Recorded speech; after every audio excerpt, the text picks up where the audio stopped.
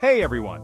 Welcome back to the channel, where we dive into the weird, the wonderful, and the just plain unexpected.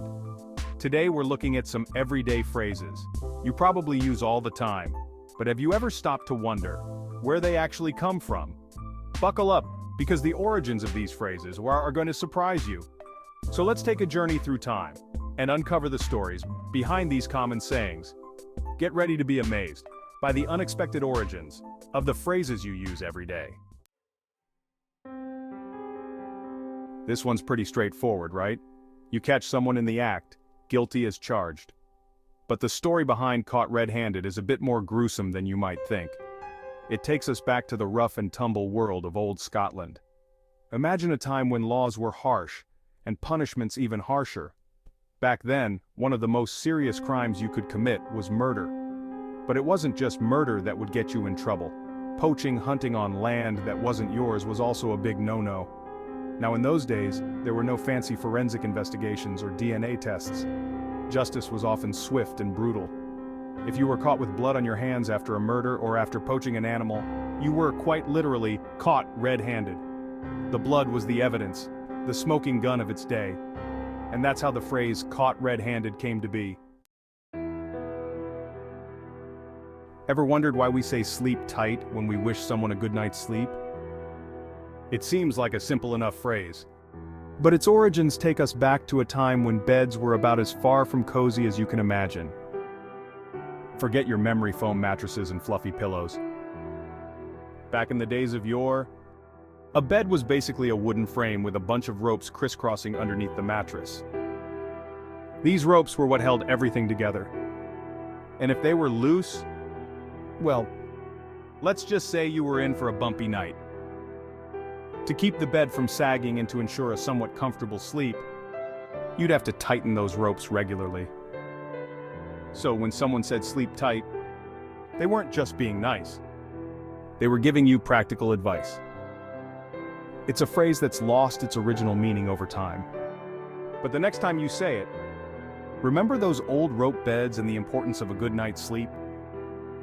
So sleep tight, and appreciate the comfort of your modern bed. We've all been there, trying to keep a secret under wraps, only to have someone come along and, well, spill the beans. But this phrase, with its connection to letting the cat out of the bag, actually has roots in something a bit more official. The ancient Greek system of voting. Imagine this. It's ancient Greece. Democracy is in its early stages, and you're a citizen with the right to vote on important matters. But there's no paper ballots or electronic voting machines here. Instead, they use something a bit more, shall we say, organic: beans. White beans typically signified a yes vote, while black beans meant no. These beans were carefully placed in jars or bags, a physical representation of the people's voices. If someone accidentally, or perhaps not so accidentally, knocked over the jar or bag holding the beans, well, the vote would be revealed early. So spilling the beans wasn't just about letting a secret slip, it was about potentially disrupting the entire democratic process. This accidental or intentional act could change the outcome of important decisions, making the phrase "spill the beans" a powerful metaphor for revealing secrets and causing unintended consequences. This one always makes me smile because, well, who doesn't love a piece of cake? But this sweet phrase has origins that are anything but modern. It takes us back to the 19th century, to a time when cakewalks were all the rage. Now, when I say cakewalk, I'm not talking about a leisurely stroll in the park. Cakewalks were actually competitions, often organized by enslaved African Americans in the southern United States. They were a way to express themselves, to mock the elaborate dances of their enslavers, and to, yes, win a delicious prize. At the end of these lively competitions, the judges would award the best dancers with a coveted prize. You guessed it, a cake. So, if something was considered a piece of cake, it meant it was as easy as winning one of these competitions. And that's how this delightful phrase made its way into our everyday language, reminding us of a time when winning a cake was the ultimate reward. This phrase, often used to describe someone meeting their end, might seem a bit harsh at first glance, but its origins are even more intense than you might imagine. Bite the Dust takes us all the way back to the battlefield, to the gritty reality of ancient warfare. Imagine, if you will, the chaos of a battle in ancient times, soldiers clashing and swords ringing, the air thick with the sounds of conflict.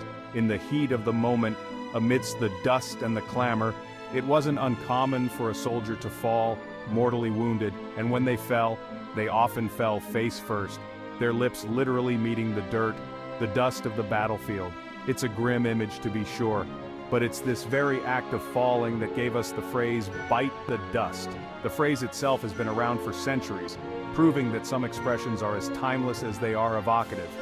Over time, it has been used in literature, songs, and everyday conversation, cementing its place in our language. So next time you hear someone say, "bite the dust," you'll know it carries the weight of history and the echoes of ancient battles. Face the music, that moment when we have to own up to our actions, to accept the consequences, good or bad. But have you ever stopped to wonder why we use this particular phrase?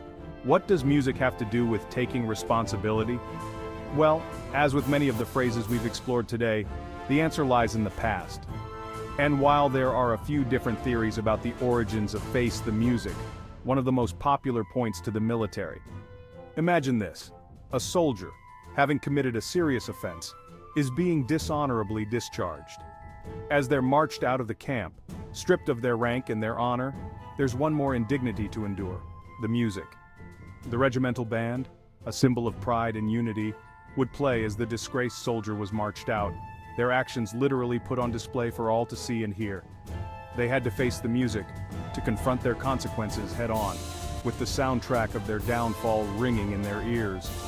This public shaming was meant to serve as a powerful reminder to others, reinforcing the importance of discipline and honor in the ranks.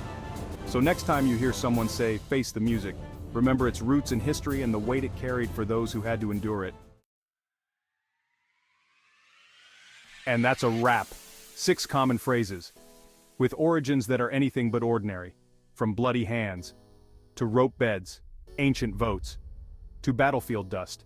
These sayings have stood the test of time, evolving from their literal beginnings into the figurative expressions we use today. Which one surprised you the most?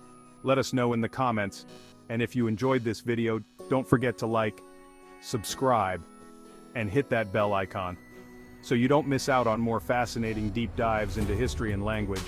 Thanks for watching, and see you next time.